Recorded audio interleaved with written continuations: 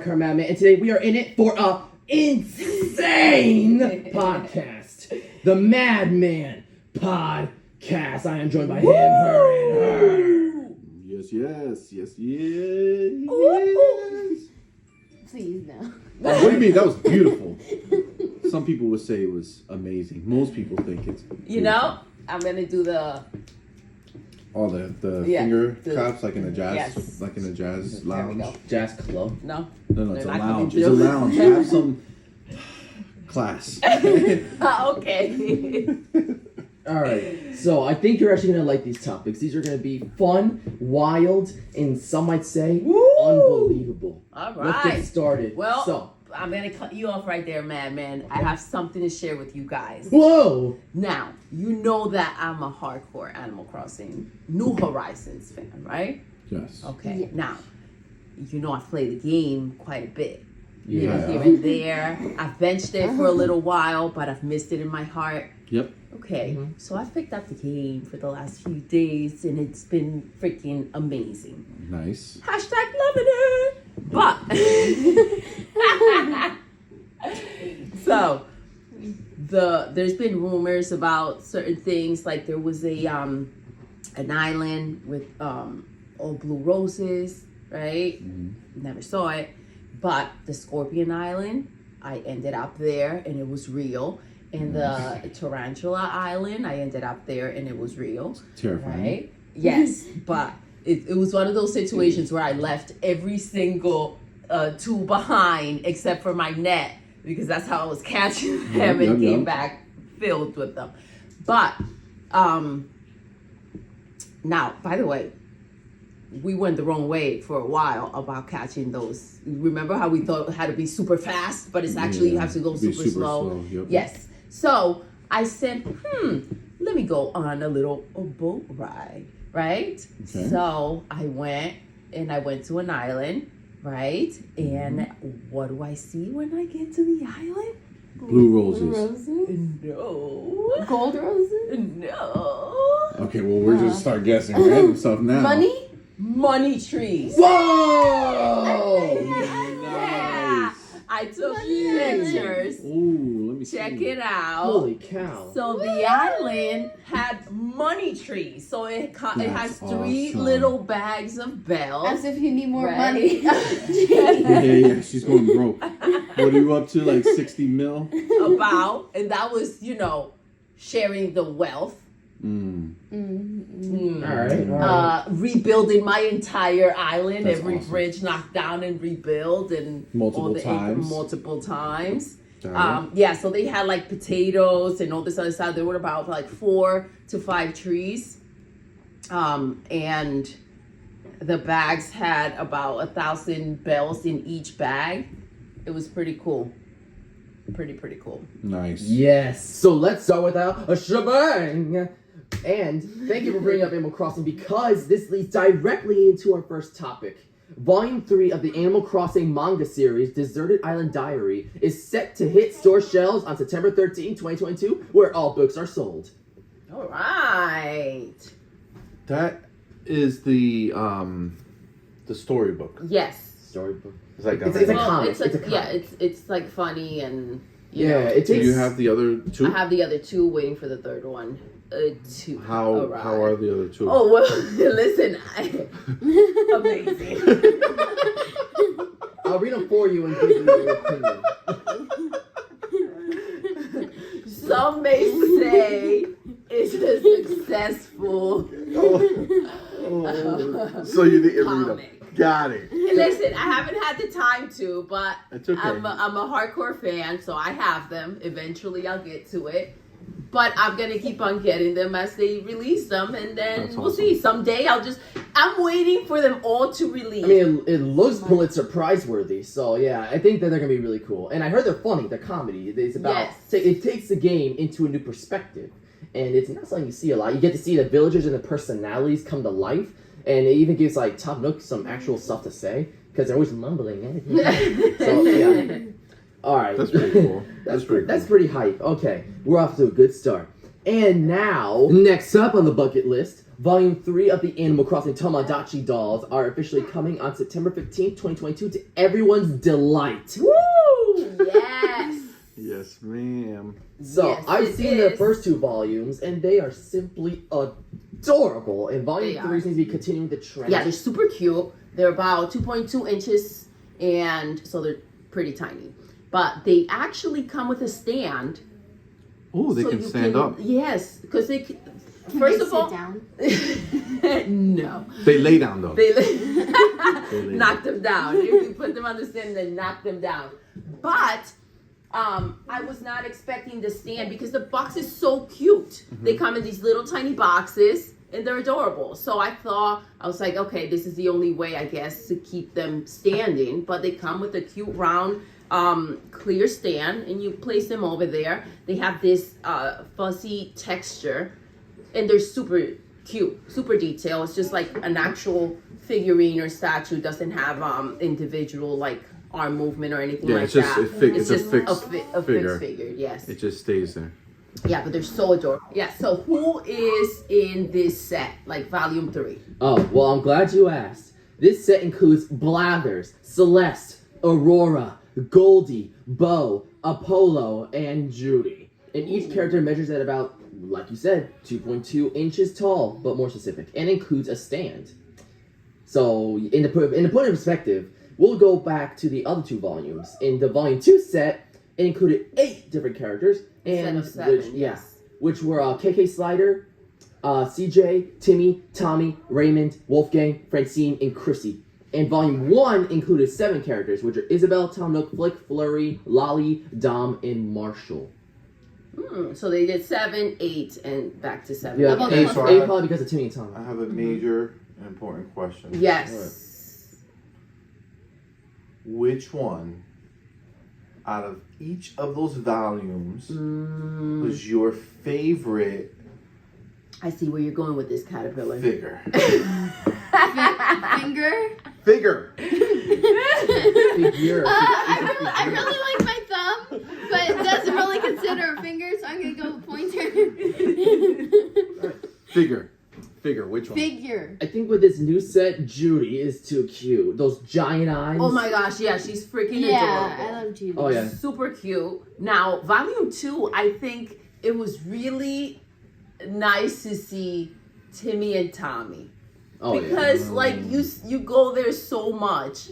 And then You're shocked. yes, and then for volume 1, I want to say Tom Nook, the crook.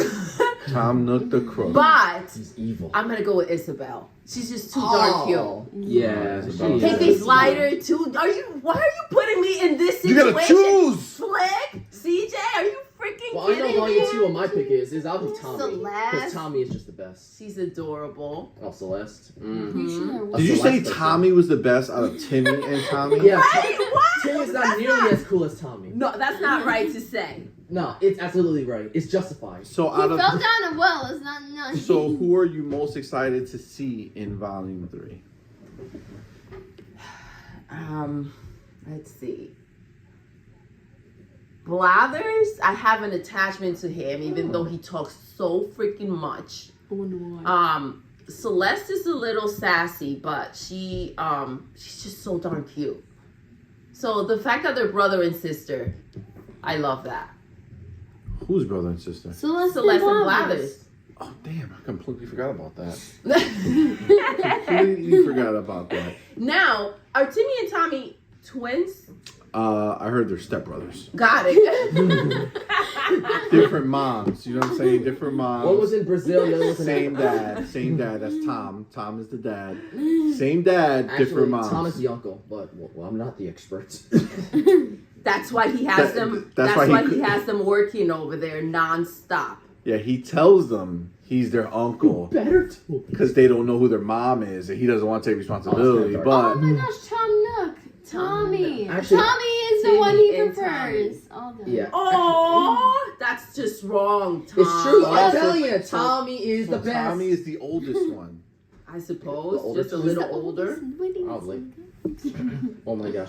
Actually, Here's a pretty interesting fact. Timmy and Tommy were introduced in Animal Crossing New Leaf for the 3DS, but back when actually he wasn't always the money crook he is now, the money psychopath. Because back in the GameCube, DS, and Wii, he owned the Nook's Cranny that Timmy and Tommy work at now. He had the apron. He was like this poor little thing that would just try to sell you stuff so and make he you work for rised him. up through the ranks. So he now in 2013 in New Leaf, no 2012 in New Leaf, I think. How is now in 2013 and 2012 in the same sentence? Oh my gosh. No. I would like to know. Please fill me in because did we just travel back in time right for now? sure. No. It's 2012. The Wii U's coming out in a few months. Okay. Just wanted to make sure we're on the same page Yeah. here. But Okay, yeah, so basically- now in 2013, tell me about this. Yeah, so Tom Nook now owns a actual home real estate like a company. He's like a big dog now. And Timmy Tommy, his nephews, handle Nook's Cranny. So he moved into real estate and Yeah. had left to nephews running the shop. Yep. Yes. It's good. It Tommy's- seems like Tommy's the a manager. self-made man. Started from the bottom, now he's here. Or now he's in 2013. Maybe he'll make it to 2022 one day. Maybe. Maybe. Just maybe. Maybe. Just maybe. All right, so wait. Yes. Oh, My most so wait, but Timmy and Tommy are, I don't know, you said they're stepbrothers. stepbrothers, different mamas. But for that must have been like because aren't Francine and Chrissy twins too? I don't know. Who's Francine and Chrissy?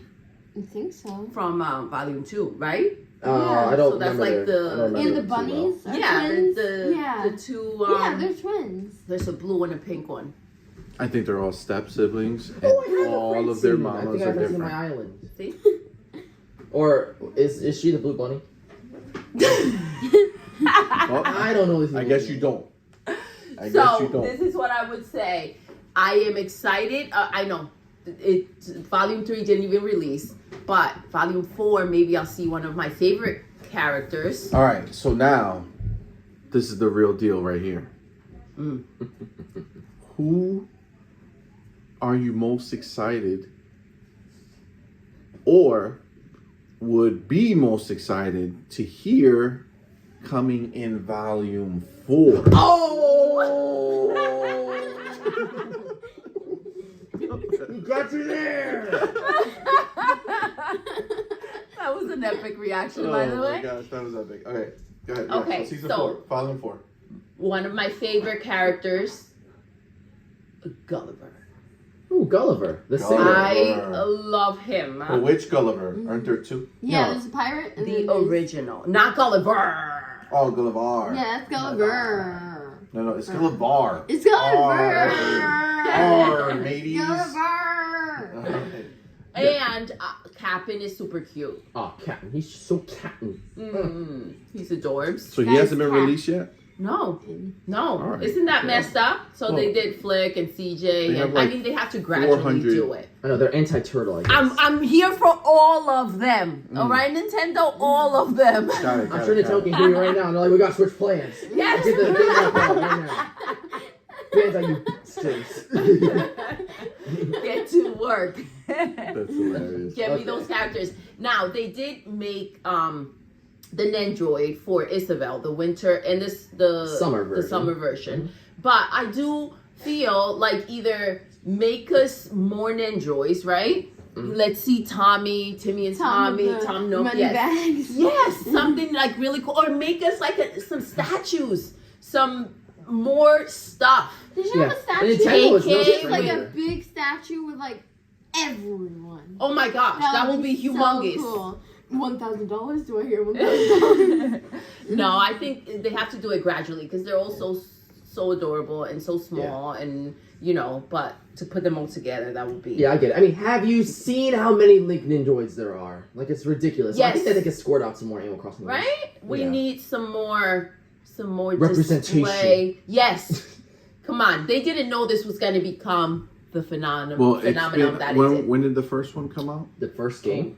The first Well, Animal it's Crossing. different. Yeah, those numbers were 2000 in Japan, 2001 in game. Okay, in so America. it's been 20 years and nobody gave a crap about Animal Crossing. So excuse them for thinking that they were just going to That release it's gonna be another one. epic fail. that no one gave a shit about. And Animal Crossing had to be at least semi-successful because Nintendo's known for like, if a franchise doesn't sell this much, they're done. Just dare Nintendo to make a new F-Zero game. They'll be like, no! So, yeah, Star Fox, nowhere to be found. Advance Wars, I mean, we're finally getting a remaster. That's been delayed unanimously. Like, it's insane. Like, they just won't do it. So, Animal Crossing has been releasing traditionally on every new Nintendo platform except the Wii U. Yeah, it's been successful, just not real success. Well, it surpassed like Smash Brothers. Well, this one is the big dog. Is the crazy one. That's what I'm saying. But yes, they keep making them because they're relatively every one of these games that keep coming out has a niche following of people who like it and play it every year. But this is the first, and I would imagine last Animal Crossing. No that way. would be absolutely. Oh, that would be so successful as this one. This was I agree. There was a one hit wonder, and it's only because of COVID that everyone I agree. That rallied around this game. Now, Doesn't make it a I bad knew- game. The next game will be great, but what I'm saying is that it was a perfect storm. I get it. There's a lot of things that got boosted over COVID. And Animal Crossing was one of them. Animal Crossing just hit at the perfect time. Even now, everything is going back down. Like the sales of games, all that stuff is coming right back down because COVID is done. Finishing up, and people are getting back out in the world and doing things, so they're not playing as much. Yeah, I get that. I mean, actually, fun fact: Animal Crossing New Horizons back when actually released day and date with Doom Eternal. Now, which one was a success story? Can anyone answer that question? Me. Bro, Animal you. Crossing New Horizons. Wrong. Yeah, that's right. That's right. All right, but I would say thank you, Madman, because for a while you've been telling me about Animal Crossing, and I have not cared to play it. Yes, I was huge on Animal Crossing New Leaf. Yes. And 3DS. And I don't know. Like, both are warranted to go back, because New Leaf has some legs up that not even New Horizons has, even now. But New Horizons has the most definitive core gameplay, and lets you design on the actual ground and island in the sky, and, like, the real world, and that's super big. I love the So, dog. I think that is really cool. Yes. So much fun. So isn't fun, it? yeah. Isn't it cool to think that you say that you were huge in Animal Crossing New Leaf, and you played all of them, right? All the Animal Crossing? No, never. I never played the DS game. Okay, Wow. never the DS. But how many Animal Crossing games you would say you've played? 4 or 5, 3 or 7, 2 or 9. 5, I think. Okay, 5. You played 5. So, and how much would you say that you played those 5 games? I don't know. A while.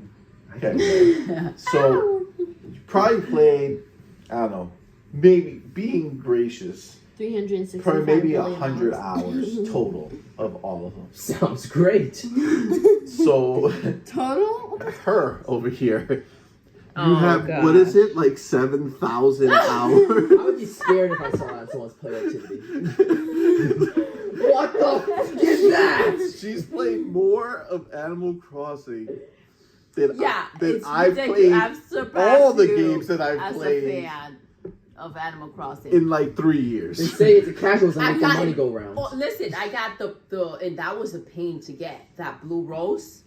Mhm. The gold roses. Got I every maxed rose, out every million of bug, them. every fish, every Hey, fossil, remember every when I got the painting. first mixing of the flowers? Pink and purple? Yeah, guys! Yeah, that was a fun time, but that's awesome. Yeah. Yeah, I do enjoy it. Well, can't wait for the next manga and the next Manga. And the next Tomodachi dolls for Animal Crossing. Yeah. Sorry! So Sorry, Apollo. very funny. It's Apollo, not Apollo. Just clarifying. I said Apollo. No, you said Apollo. It's Apollo. How do you think It's Apollo. how do you think- how do you- You're not looking at my. How do you think it's spelled? Maybe it's not spelled the way you're thinking it is. It has nothing to do with the It's spelling. not- Hey I think your guys, mom's playing tricks on you. it's actually mangoes. It's not mango. All right. Oh my god. All right. So you're both wrong. Typical him, typical him. Alright. So, let's get into this topic that just might change your perception of reality. Phil Spencer confirms that Diablo, Call of Duty, and Overwatch are heading to Game Pass once the Activision Blizzard acquisition goes through, which inevitably will. Here is some information about it. And this is a direct quote from Phil Spencer. "We are expanding choice in two ways. Through the creation of Game Pass, which gives players a subscription option, and by bringing more games to mobile platforms, including through our cloud gaming streaming service, technology. Subscription services like Game Pass make gaming more affordable and help players from all over the world find their next favorite game. Game Pass empowers developers to bring more games to more players, not fewer. We intend to make Activision Blizzard much-loved library of games, including Overwatch, Diablo, and Call of Duty, available in Game Pass, and to grow those gaming communities by delivering even more value to players. We hope to continue growing Game Pass, extending its appeal to mobile phones and any connected device." Oh, Are question. you doing his voice? Is this how you hear him in your... Yeah, that is He not Phil sounds like Spencer. Magic Shake to me. It is not Phil Spencer. So this here, yes, it is confirming that these games are going to be there, but we kind of knew that already. The bigger thing about this is actually a direct response to... PlayStation is bitching and whining. No. That's all That they do. was the last one.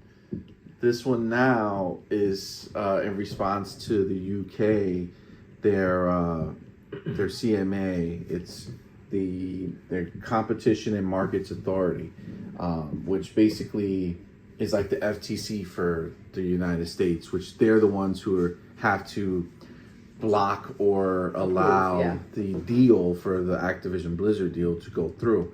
So they went ahead and it's crazy because they did like this whole Twitter thread kind of blasting the whole situation out there, which like the FTC in America doesn't do that. They do everything, professionally behind closed doors, and you only hear about the stuff after the fact, if anything went down. But these people are out here just like throwing Everything crazy out. words out. Oh, yeah. All right. Actually, I have the thread right here. So, listen up. This is, and I quote what they said. "We've been investigating Microsoft's anticipated $69 billion purchase of ATVIAB and have discovered that the deal could substantially lessen competition in gaming consoles, multi-game subscription services, and cloud gaming services. Microsoft is one of the biggest players in the gaming industry. Together with Sony and Nintendo, they've led the game console market for the past 20 years, with limited competition from new rivals. Activision Blizzard develops and publishes some of the world's best-selling and most recognizable gaming franchises, including Call of Duty and Warcraft. We're concerned that if the deal goes ahead, it could harm rivals, including recent and future entrants into the gaming industry, by refusing or hindering access to Activision Blizzard games. Microsoft and Activision Blizzard now have 5 days to make proposals to address our concerns. If any proposals are not made sufficient, we'll explore this deal in more depth to reach a decision that works for UK government, gamers, and businesses. Thank you." Thank you. End What quote. a beautiful read. So there was a keyword there, and the keyword was rival, right?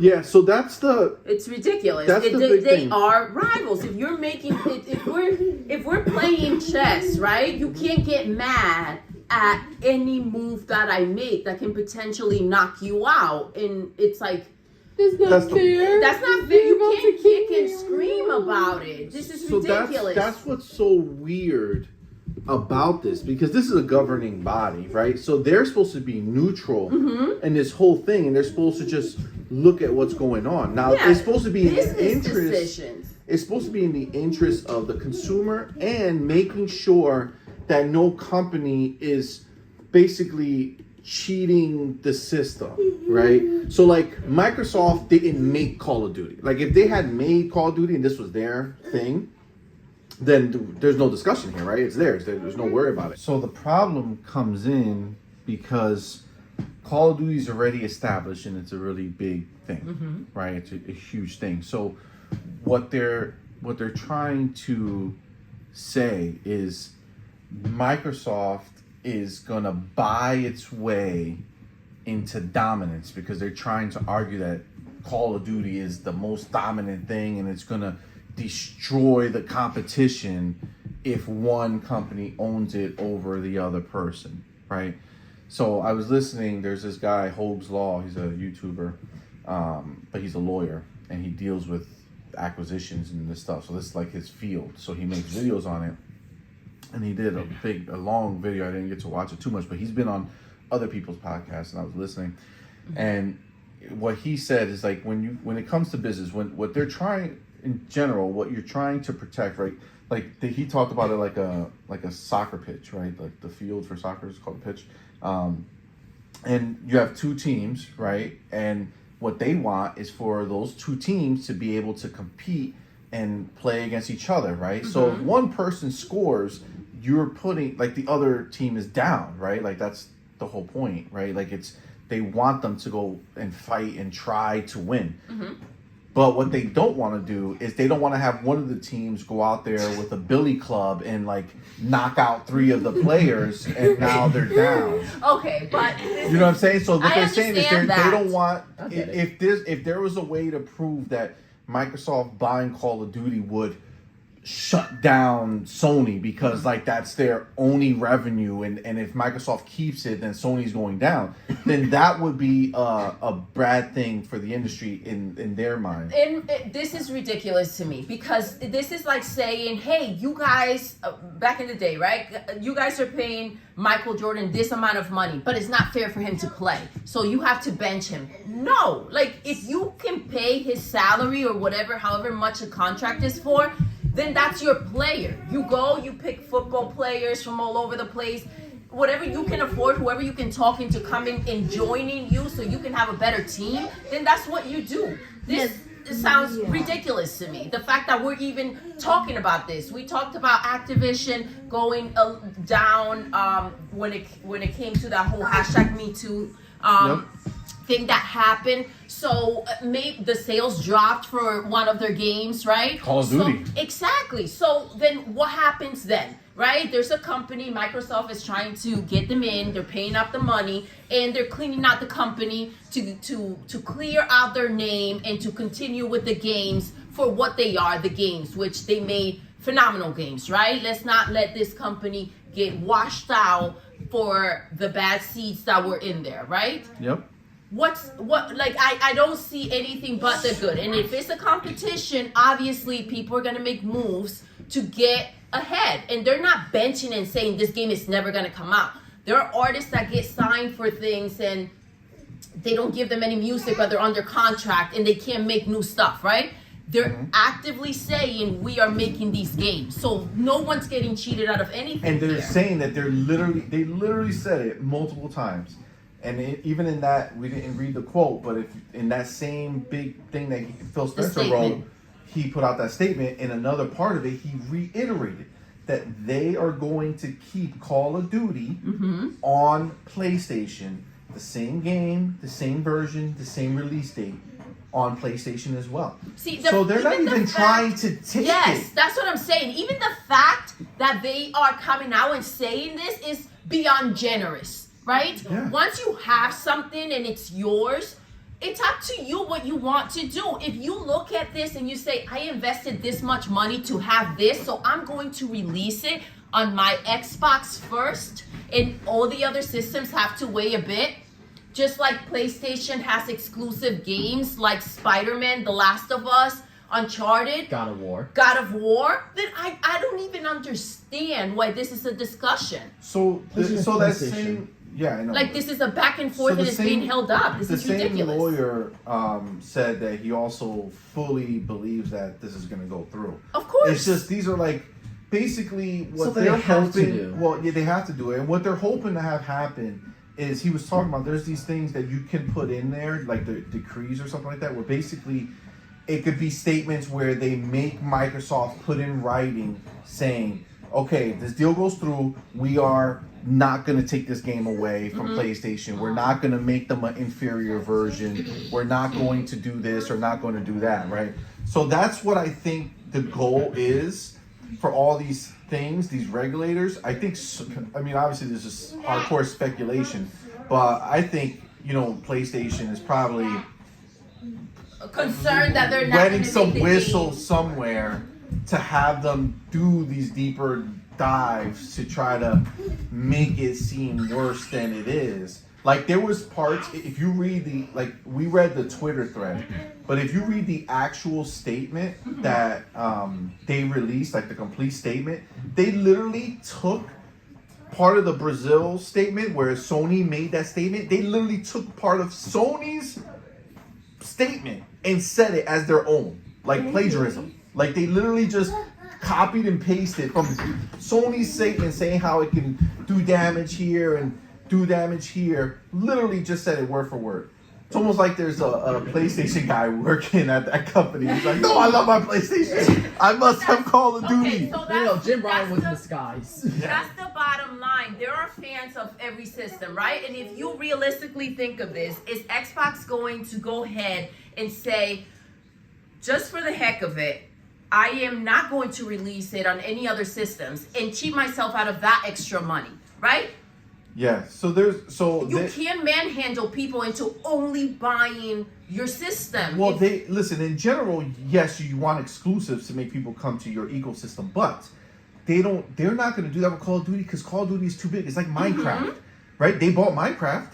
It's everywhere, and they even do every spin-off of Minecraft everywhere. They're literally not restricting anything for Minecraft. And it took forever for Minecraft to even go into Game Pass. Minecraft wasn't in Game Pass for the longest of time. So they even left it out there to make it fair that everyone gets to play it without feeling like they need to move to Game Pass. And now it's the acquisition. Like they show that they were not holding back. Like if a company decides to bring Minecraft to the 3DS in like 2018, wow, they must really care, you know? Like they really brought it everywhere. Yep, so it's true. It's true. They did not leave anybody out, which is a great thing to see. So for Call of Duty, it doesn't make any sense for them to take away the multiplayer and the Warzone at all. Now, Call of Duty has released a game that was only multiplayer, which was Black Ops 4. Only multiplayer. There was no single player game there. So it sounds like they're going to bring the whole game, okay? But theoretically speaking, I think what PlayStation's afraid of is the multiplayer not being there because the people want the transactions. What is that? Warzone. I don't know why. No. The microtransactions. Microtransactions. I don't know why I'm blanked on the word, but they want the microtransactions for the multiplayer and Warzone. They want it. So that's where they make all their money, right? So they want that to keep going. I think Xbox can get away where if they really wanted to, keeping the single player only on Xbox and releasing it as a separate game, as a spin-off. So stop making Call of Duty just Call of Duty and make it where Call of Duty multiplayer is free to play. So they can get away, I believe, with keeping them as separate items and doing that. Now, I don't think they're going to do that. It sounds like they're just saying, you know what, we're just going to put the game, keep it on PlayStation, and everywhere else we want to put it. Excuse me. And that's it. They're just going to release it everywhere. But they're making it so clear that they're going to do that. So this whole thing... And they shouldn't have to either. That's my biggest thing. They shouldn't have to, but they want to because of the money. They're doing so, and then that's it. They're paying for this. If they are paying for this, there should be some type of advantages other than them releasing the game. PlayStation, if you're so concerned with the making sure that you still have the multiplayer, then say, hey, Xbox, we're gonna give you this much more money so that you can. Best believe that Xbox is gonna come looking for the money to come for us to make the game. They'll probably even make them fund the PlayStation version of it. Good. To be honest with you, it's like, listen, we'll put it on. We said we would keep it on there, but it's gonna cost money. Yeah, basically. Yeah. If I was them, the systems take 30%, and then the company keeps 70%, right? So Sony, when you buy a $10 microtransaction, they keep $3. The company gets $7, right? So what if I were Microsoft? I would do what Epic has done in the Epic Game Store, which is make them only take 12%. And they keep the rest. And that is so listen, our game will be there, but the cut is going down. The fact that it's such a big game and they're paying so much money to have it. That's it. That's it. Like, it's just, don't be ridiculous. This is a non-issue. The only reason Microsoft wants this, aside, not only reason, there's so many other things, but when it comes to Call of Duty, the thing that they find so sexy about the deal about owning Call of Duty is not the release of the game, it's Game Pass. They just want to be able to make that commercial. Just imagine the commercial.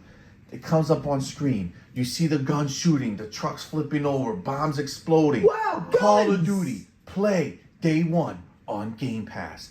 That's Dude, amazing. Yeah. that's what they want. That's all they're looking for, is to be able to say that. And people who are the first line that they want are the people who have Xboxes exactly to get on Game Pass. Yes. And so there's a lot of people who don't. And listen, the people that do have Game Pass, I think they're doing right by them. And like, look, you had mentioned that now they have a new plan. Family plan. Family plan. Yep. It's already in beta in Ireland and Colombia. And it's not even this is how dope Xbox is. It's not even a family plan. It's called the Friends and Family Plan. They're literally telling you that it's okay. We know that you're going to try to maneuver the system and get other people in. Yep. So let's just embrace it. Listen, get 5 people, you and 4 other people, friends, family, I don't care, as long as they're in the country that you are in. It's what, You're $25?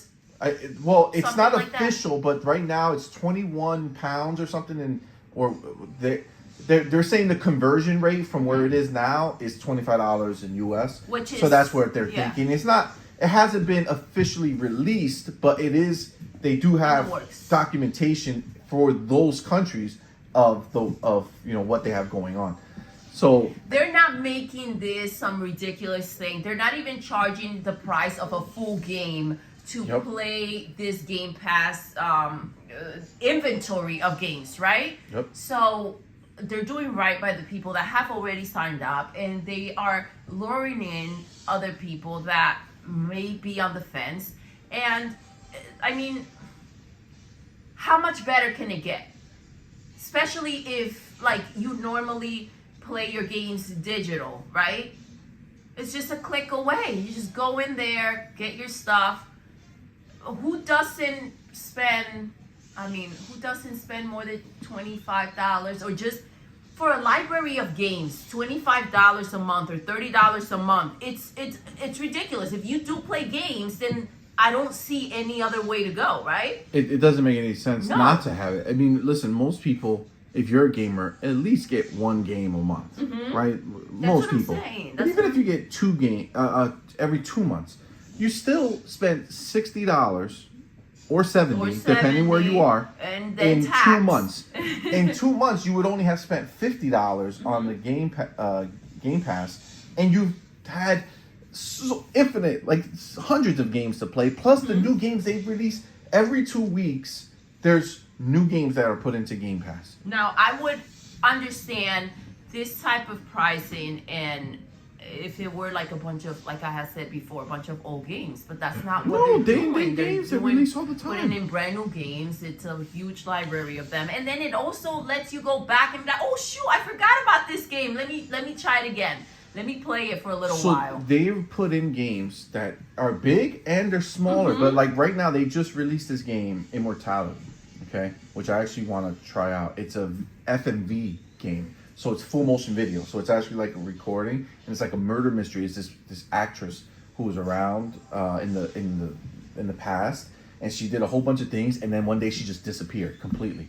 And you were supposed to comb through all the old footage to try to figure it out and find it. Yeah. It's gotten it has like a 94 Metacritic. So wow. Compared to all the places that reviewed it, they basically got between 8 and 10 constantly. Oh, wow. So it's like a 94.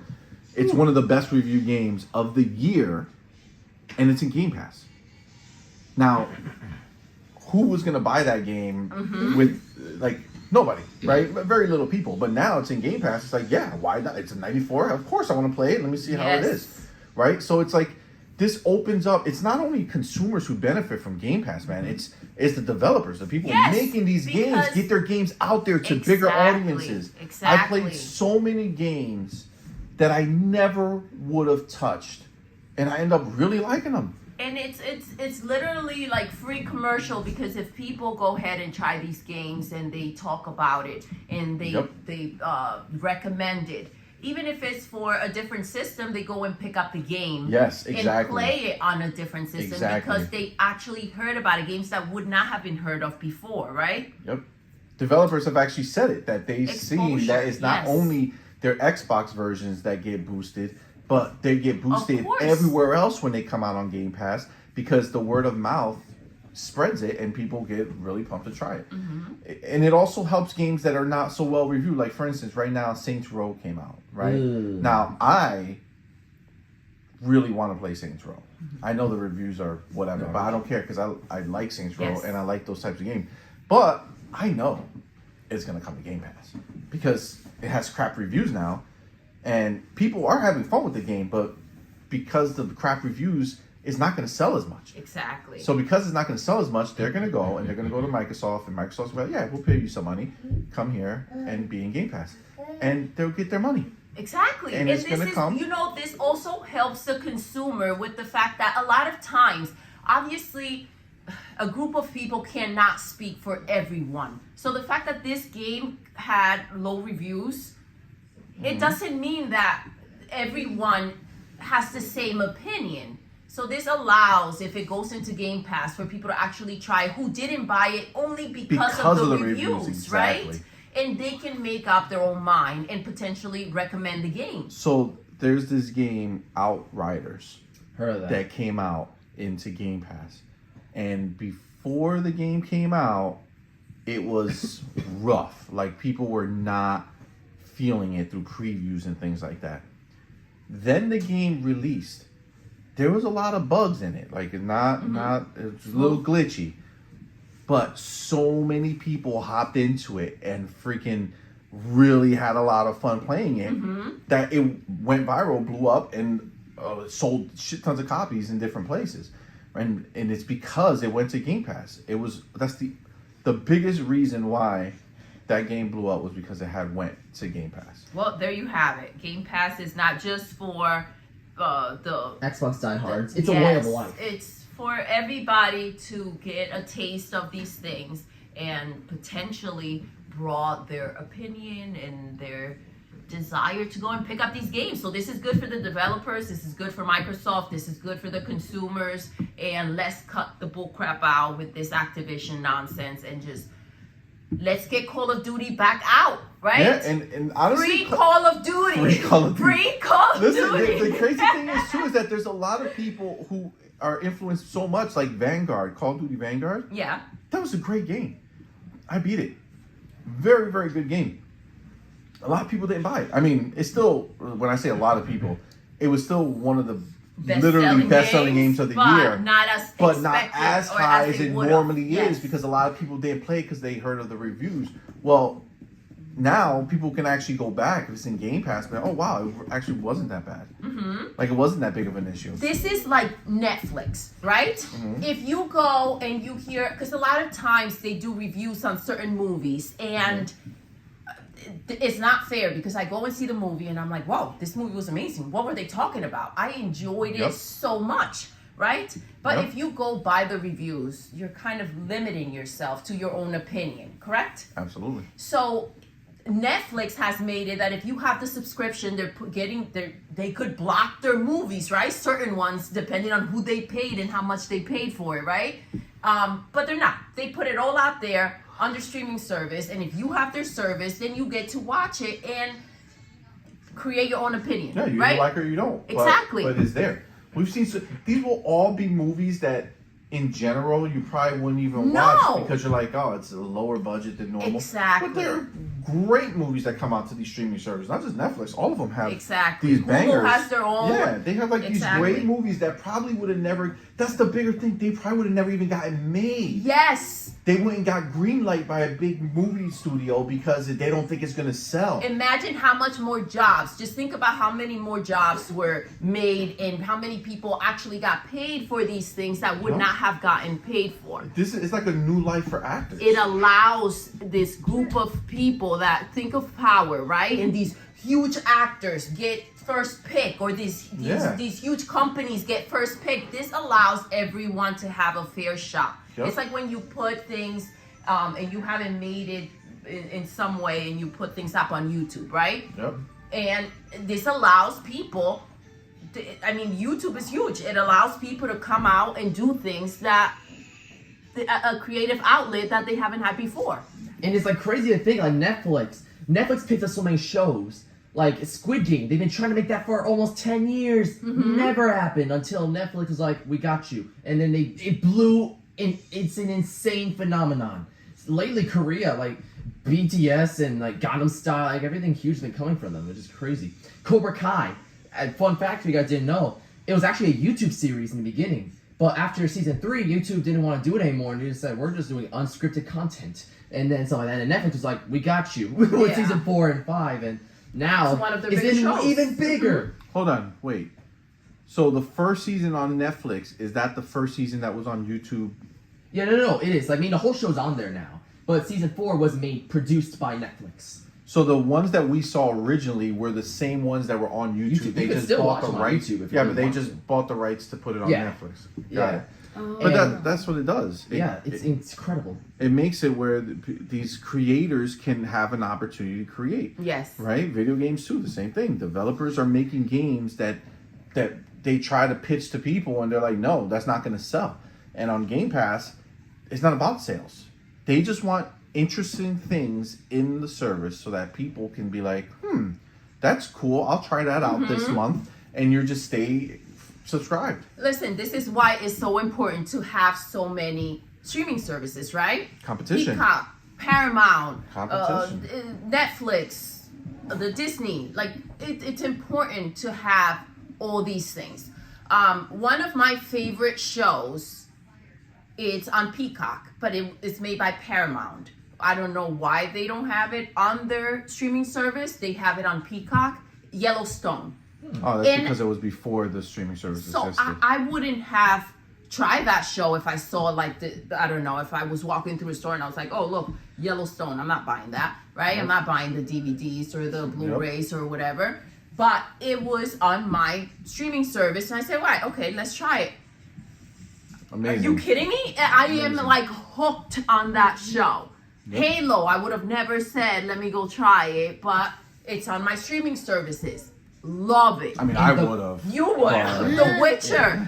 Oh my gosh. And The Mandalorian. The Mandalorian. One of the hugest shows in the world. Actually, Disney's actually showing how important this stuff is too, because even they're making stuff that typically they wouldn't make as a show.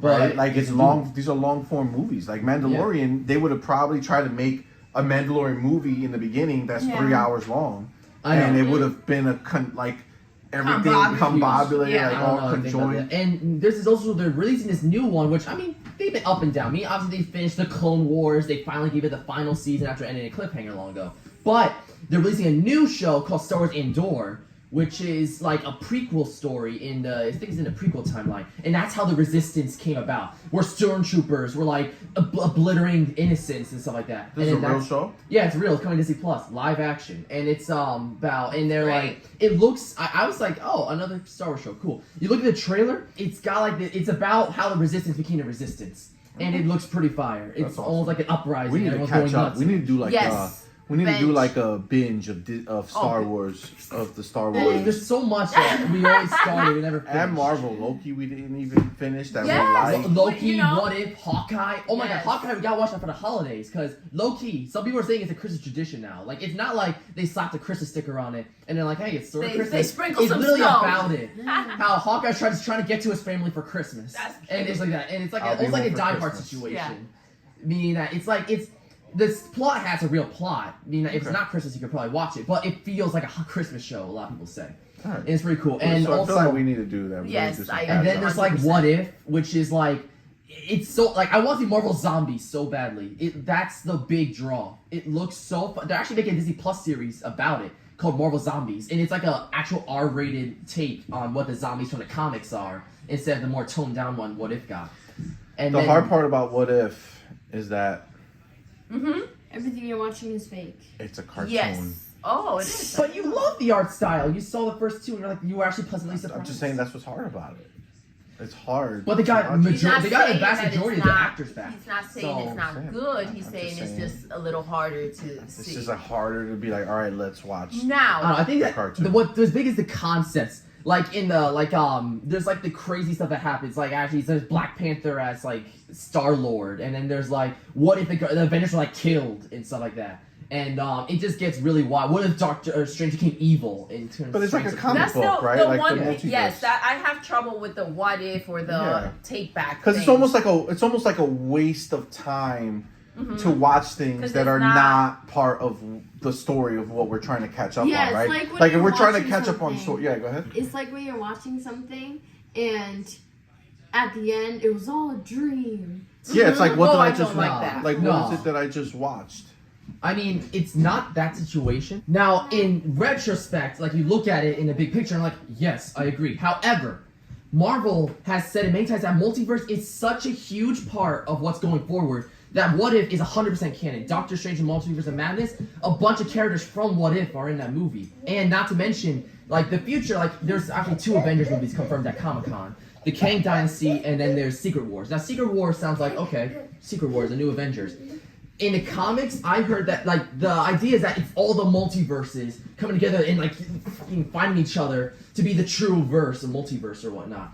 And, like, universe. And it's so That's crazy. a live action movie. Yeah, it's live action though. It's Secret Wars, and it's the characters from What If brought to live action. And it's like literally a war between them, just trying to. Well, kill the each reason other. but this is why it's so conflicting, because all that multiverse is canon because they can literally make anything happen in any multiverse. and then take it out. And then say, oh, that's just a different world, or that's Yes. just a different that's what loses the interest. That's where Because then you're no longer attached to these characters because this happened to this character, but it wasn't real, and it's too much play for me. The one thing that Netflix does that is great that I meant to mention before is that if they release a season of something, it's the full season there. I had trouble with Disney Plus when they released that new show because it was weekly episode Netflix release. actually might. Oh, start Moon doing Knight. that, too. Moon Knight, yes, and it's a That good was show. cool. Like I like Yeah. the concept of it. Yes, but there wasn't enough pull for me, So even though it we're was so a good we're show. bingers, Yes. right? But there's like a big Yeah. divide because there's people who Need to wait. like to watch it on a weekly basis I'm one so of that those they people. can talk about it every week. Honestly, Right, so they don't want to have a conversation about the whole show. They want to be able to say, Per episode. "This episode is out. Yes. Let's talk about this episode." Right, so Actually- that's what people are. But I am a binger. I want to just be able Yes, to. I lose I interest. agree. Yeah, because I don't remember. I have too much going. Like, so much happens from week to week that it's not the only thing in your mind. Well, Yeah, I because think when I'm sorry, go ahead. I think that I'm definitely one of those people. Like I'm not just trying to be different, but I do like the weekly basis because for me, it gives me a second to think about what I saw, and plus I also seeing huge number counts scare me off. Like, bro, I'm not that ready to Yeah, commit too that much hard. commitment. But if there's like one episode we could just start, I'm like, okay. Even if it wasn't too great, I'll be like, well, maybe it'll be better the next episode. Well, you said the sometimes it makes keyword me for feel me. better. You said if it wasn't too great. So that's what happens. A show does not start with like a huge takeoff and it's insane normally. Yeah, it's exposition. a gradual, yes. So if your first few episodes are not amazing and I have to wait a full week to see if the next one's better, that's it for me. Yeah. Also, it almost feels like, oh, this is the day I have to watch it when it comes Yeah. out. And it's And not it that I just feels- can't do it because Apple TV has shows like C, which is amazing, The Morning Show, which Yep. is amazing, and I've been able to do a weekly watch with those. It's not that I can't do it, it's that they have to be done a certain way for me. Yeah, it has to be the right caliber. I don't know. I don't know. It's a slippery slope depending on the person. But all this to say that Call of Duty should not be I forgot about the topic. the reason why It was Call of Duty. Activision deal gets blocked. By the way, with all these streaming services, it's also great for the actors because as they get older and jobs become more streamlined and they don't have as many offers, it's allowed with everybody to go ahead and get a break. Okay, so before we get into our final topic, we'd like to remind you all that Splatoon 3 comes out this week. And there's some re-releases of classic Splatoon and Splatoon 2 amiibo. So keep an eye out for those bad boys. And for Alex and Steve for Super Smash Brothers. Yes, I'm excited. Smash Brothers amiibo always get me hyped. Yes. When are they coming out? September 9th. September 9th. Okay, awesome. September 9th is pack day. Alright, now, on to our final topic. Recently, a new Broadway show has been revealed to the public called New York, New York, based on a 1977 movie directed by Martin Scorsese of the same name, and is a joint effort between Lin-Manuel Miranda, the mastermind behind In the Heights and Hamilton, an American musical, and John Kander, who worked on the original movie's music. So, any thoughts about that? What are we thinking? What else did John Kander make? Apparently he made a lot of classic movies. So nothing recent? No, he's super old. He's 95 years old. He was born in 1927. Lin-Manuel He's wanted. gonna have a lot to do with this. Yeah, he. He got this. He's carrying on his Which back. I appreciate it because this might be his last work. No, I get it for sure. So I would say that Lin-Manuel has proven himself to be a genius when it comes to music. So yeah, Lin-Manuel has quite the resume, including recent hits of Encanto, Moana, and Vivo. And he made his directorial debut in 2021 with his movie Tick, Tick, Boom, which was an adaptation of Jonathan Larson's Broadway Tick, Tick, Boom, which was the predecessor to Rent, which became a global phenomenon. So that's the thing that gets me not 100% excited about this, because Tick, Tick, Boom was nowhere near the level of anything that he's done prior. He needs to do things like by himself. Well, no. With Tick, Tick, Boom, he didn't touch anything. He was telling a story. That's probably true. I agree. He has to do things on his own because that's when he does things really, really well. Yeah. Tick, Tick, Boom, did he share that with somebody? No. You guys, this is not what you think it is. I'm sorry. There's more information to it that's key, that makes it more exciting. So, New York, New York was a movie on its own. It told the story of, I think it's I never seen it, but this is going off synopsis. It's like these two guys, they end up going to war, and there's, catastrophic results, stuff like that.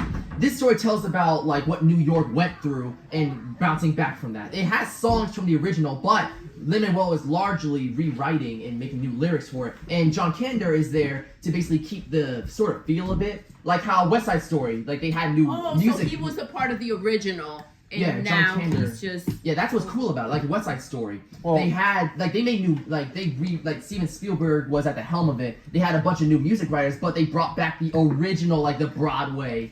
Yeah. So, all that being said, the only thing I would care about is whether or not Lin-Manuel makes good music for this play or show or whatever it is. Known for making phenomenal music. But Tick, Tick, Boom was trash. No, it was not. I thought it was really. I actually thought it was great. Andrew Garfield did an excellent job. He did an excellent job. I'm not talking about the acting of a movie. Music. Talking about the music. Lin-Manuel has a bar that is set so high. Tick, Tick, Boom doesn't even get on the radar of his bar. Well, he didn't touch touch it. He can't 100%. even. It can't even. It's so high. Tick, Tick, Boom can't even see the bar.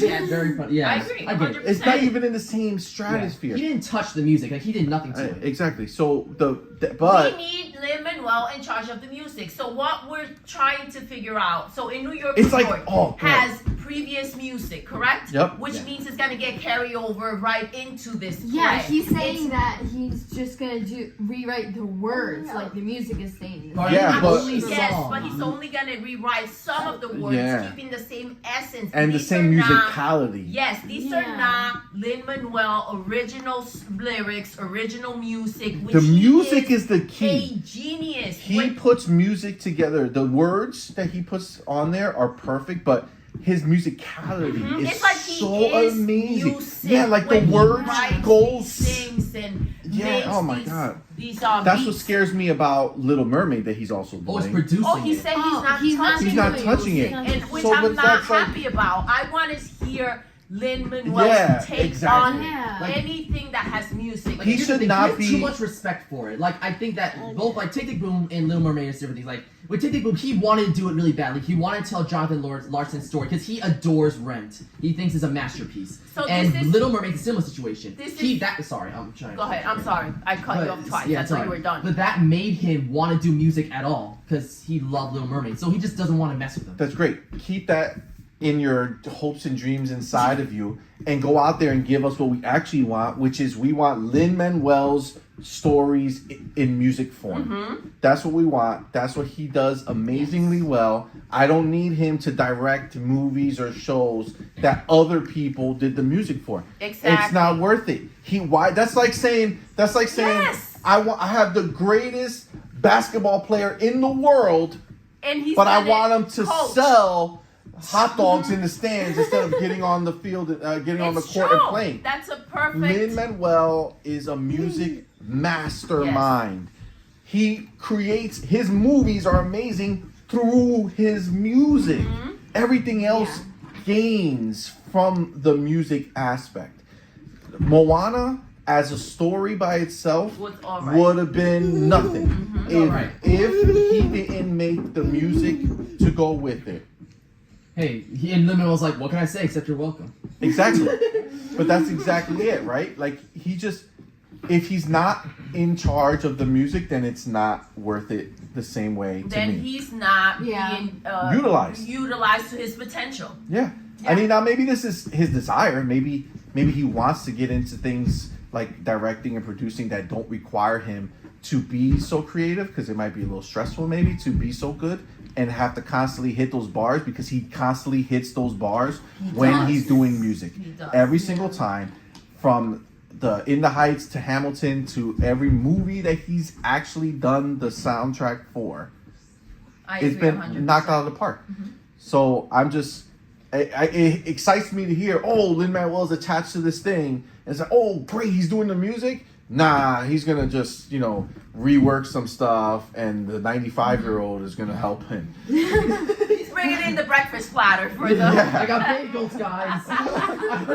That's just ridiculous. That, like, In the Heights and Hamilton, that was a different era. He wasn't a huge star. Back when, like, In the Heights, he was juggling In the Heights in college. And Hamilton took 6 years to write. He wrote some of the songs on a honeymoon. So now he's huge. Everyone wants him. Yeah. He's been more behind the scenes. He'll never get that time again to do those things. And right now he helps out with stuff. He makes music. He does jobs. He's acted in like Mary Poppins Returns. He's done almost like jobs now. He's a job man. But he doesn't have that time to just sit down and write things for like years and years and almost a decade. So that's a time that I don't think we'll ever get back, or he'll ever get back. But he's just doing what he can now. And right now he's producing movies, directing movies. I think he's doing what he wants to do right now, and he's taking what he wants to take. I don't think Lin-Manuel, listen, the Hamilton thing took so long because there are, how many songs? It's a million fucking 46. It's a million songs in there. 47 songs, and they are all amazing. It was an Including orchestra of Lawrence, lyrics 47. and music. Lawrence. The Jefferson interlude. Yeah. It's ridiculous what he did with that. But he also made Vivo, Moana, and That's what I'm saying. Encanto. Not every one Not of his for projects 7 have years. taken. He doesn't need to take that long. He makes bangers quickly. Quickly, he makes bangers. So the fact that he's on this thing, I mean, obviously we'll check it out just to do it because we want to see if he had some good impact on it. But the excitement level goes from Lin-Manuel is on this. I'm like, oh my God, is he doing the soundtrack? I'm all the way up here. No! And then I crash to the ground and I'm like, well, that sounds fun. Tell you what, when it comes out, I'll watch Hamilton. Again, for like the 8th time. 8th? Really? Well, if you count how many times I've 8,000. listened to the soundtrack, 8 million. Yeah. All right. So I think we learned a The few soundtrack things. is the movie. Exactly. Like you're literally watching. But that's what you can do. You the can play. literally listen to his songs and watch the movie through it. Yes. Like every single one he's done. It's just you just feel it that way. And you don't have to listen to them in order. Yeah, like I know exactly where I Yeah. am in the story when one of the songs come on. Yeah, I get that.